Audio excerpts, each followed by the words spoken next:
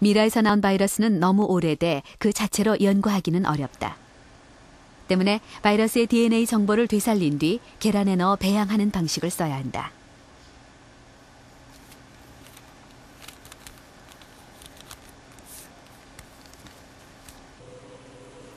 바이러스를 주입한 계란을 배양시킨 지 3일.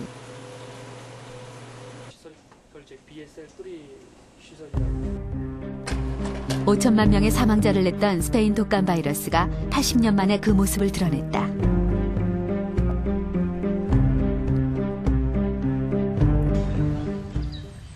인체 치명적인 유행성 독감은 지금도 존재한다. 지난해 10월, 태국에선 한동안 잠잠했던 조류 인플루엔자 희생자가 다시 발생했다. 이것은 염증이 생겨서 폐가 없어진 상태입니다.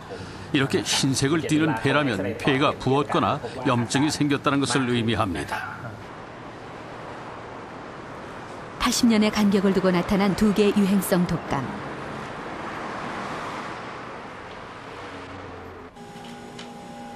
스페인 독감 프로젝트를 총괄하고 있는 미국 질병통제센터는 최근 중요한 사실을 발견했다. 1918년의 스페인 독감과 최근의 조류 인플루엔자 바이러스가 비슷한 양상을 보이고 있다는 점이다.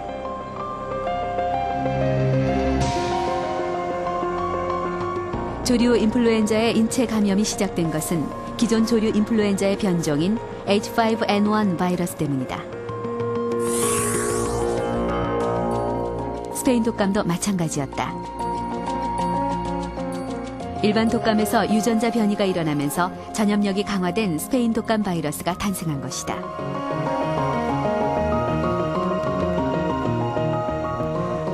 스페인 독감 바이러스는 여러 가지 면에서 조류 바이러스와 유사합니다.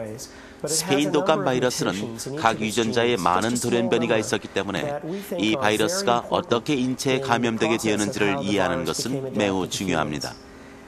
그런데 일부 조류 바이러스와 스페인 독감 바이러스는 같은 돌연변이를 가지고 있기 때문에 앞으로 조류 바이러스가 스페인 독감 바이러스와 같은 전염 과정을 거칠 가능성이 매우 크다고 생각합니다. 불과 10시간 만에 생명을 앗아갔던 1918년의 스페인 독감. 앞으로 조류 인플루엔자가 그 전철을 밟지 않는다는 보장은 없다. 1918년 바이러스를 재생시킨 스페인 독감 프로젝트에서 얻을 수 있는 가장 중요한 교훈은 백신을 만들어서 앞으로 발생할 수 있는 새로운 유행병의 위협으로부터 인류를 보호해야 한다는 겁니다. 이 유행병들은 언젠가는 발생하겠지만 어떤 바이러스로 인해 유행병이 발생할지, 그리고 그 시기가 5년 후가 될지 10년 후가 될지는 예측할 수 없습니다. 그래서 1918년 바이러스뿐만 아니라 19세기 이전에 활동했던 다른 바이러스들도 연구하는 것이 매우 중요합니다. 예를 들어 1850년대나 1880년대에 어떤 바이러스가 활동했는지를 알면은 2010년대나 2020년대에 어떤 전염병이 유행할지 더 잘 예측할 수 있기 때문입니다. 그래서 과거에 어떤 바이러스들이 있었는지를 연구하는 것이 필요한 겁니다.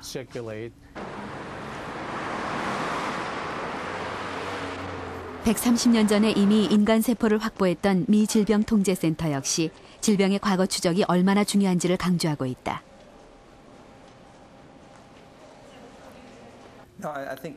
특정 시대에 죽은 사람들, 그들의 생체 조직이나 또는 미라 조직을 검사하는 것은 매우 중요한 일입니다.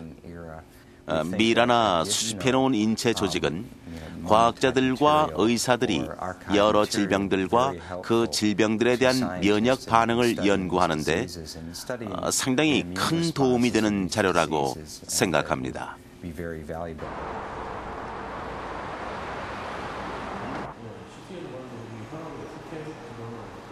단국대학교와 함께 진행한 이번 미라 분석은 국내 최초로 각 분야의 임상 전문의들이 참여했다는 점에서 그 의미가 더 크다. 시간이 지났으니까. 몸 전체에 수많은 의학 정보를 담고 있는 미라. 그것은 질병의 과거를 연구할 수 있는 최고의 자료인 동시에 미래를 내다보는 가장 선명한 거울이다.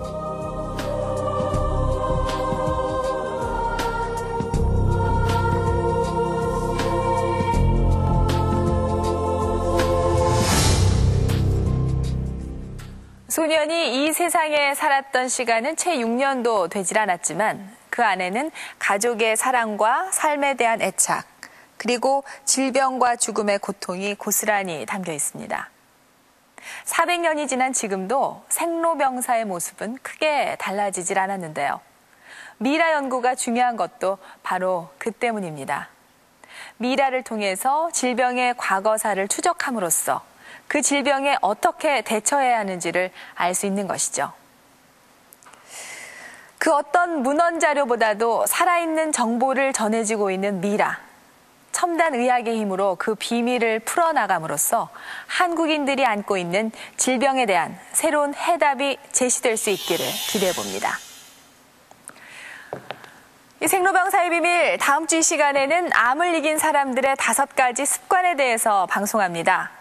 현대의학이 아직 정복하지 못하고 있는 대표적인 질병 암. 하지만 암 선고가 곧 절망을 뜻하는 것은 아닙니다. 암을 이긴 사람들이 암을 이길 수 있었던 공통된 습관에 대해서 알아봅니다.